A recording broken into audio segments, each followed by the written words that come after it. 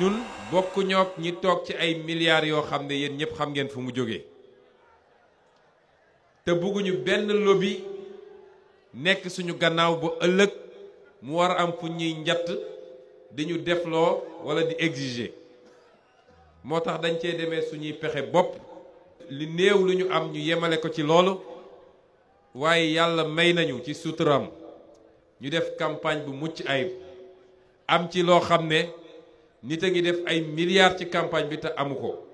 ndax lii ñu am fii Pikine de xam ngeen ni Macky Sall mënu koo am est-ce que yéen ñi fi teew am na kenn koo xam ne dañ laa jox 2500 wala 5000 wala ñu dig la lii nag mooy mobilisation patriotique mobilisation conviction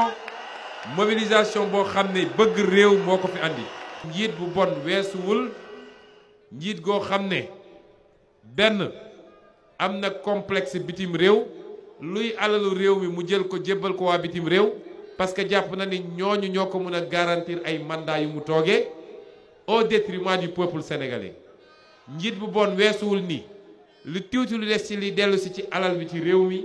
yow ak say mbokk ak say ñooñ ngeen séddoo ko kuñ ci fal au bout de quelque temps nga nekk milliardaire say doom nekk milliardaire sa soxna di wër di distribuer ay xaalis te lépp ci impôt sénégalais yi ak oru sénégalais ak zircon sénégalais ak pétrole sénégalais dañ leen naan dénk leen ñu réew mi rek dénk le 24 février bu dee moom moo gagné te élection yi jaar de manière démocratique et transparente dinañ ko féliciter mais bu buggee foqati élection yi je demande à cette jeunesse-là de marcher vers le palais et de le sortir du palais parce qu'il ne sera pas question mu foqati l'avenir de ce pays, l'avenir de cette jeunesse. La Casamance, le Waalo, le Djeri, le Fouta, le Jolof, le Bawol. Quand vous dites Yodé, xam ngeen ni Yodé c'est Casamançais. waaye Yodé je l'ai trouvé au Fouta, des milliers de jeunes qui scandaient Yodé et qui dansaient le Bouguerebou. Loolu dafa wane ni cette candidature fédère les Sénégalais dans ce qu'ils ont de plus essentiel, dans ce qui les unit mooy ce commun vouloir de vivre ensemble. loolu boo dem na premier facteur bi tax ma ne leen on va gagner cette élection. deuxième facteur bi mooy xam nga nax sa bopp yomb na. nous avons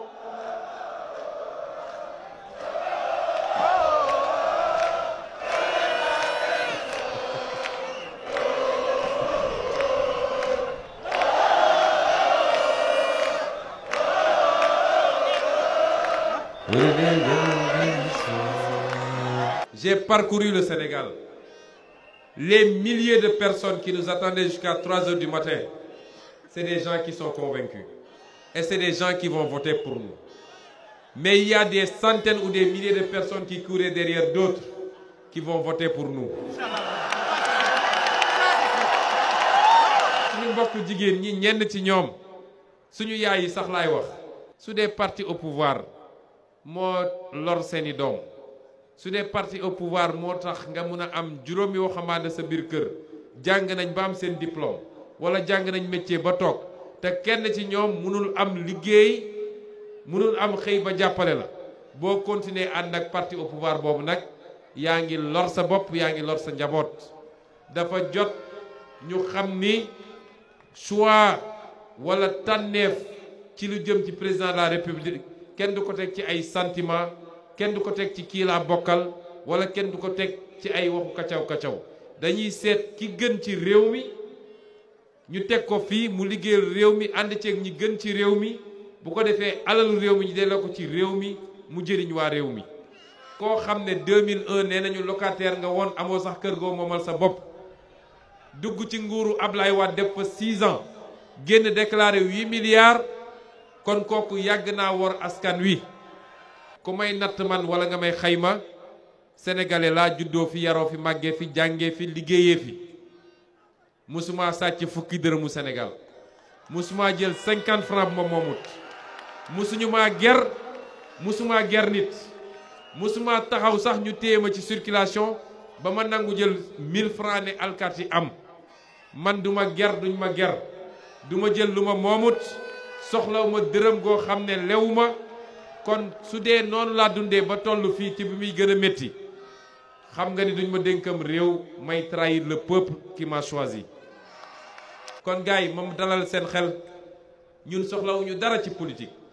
su dee dénk nañ ma février 2019 bii j'aurai moins de 45 ans su ma defoon sax ñaari mandat bu may pare sama ñaari mandat j'aurai moins de 55 ans su neexee yàlla te nag fas yéene wu ma génn réew mi de la may ñaan yàlla mooy gannaaw bu ñu dénkee ba ñu def suñuy mandat Sénégal yépp génn daal di def satisfecit kontaan ci li ñu liggéey ñaanal ñu nga dellu dëkk fa nga dëkkoon di génn di dox say soxla di dem ci jàkka yi di dem ci kër yi foo romb mën a xool nit ñi ci bët ak bët. Allons voter massivement, mettons un terme à ce système de prédation, de corruption, ce système antipatriote et mettons en place un nouveau système ensemble et travaillons à changer, à transformer ce pays. Je vous remercie. Li jot na.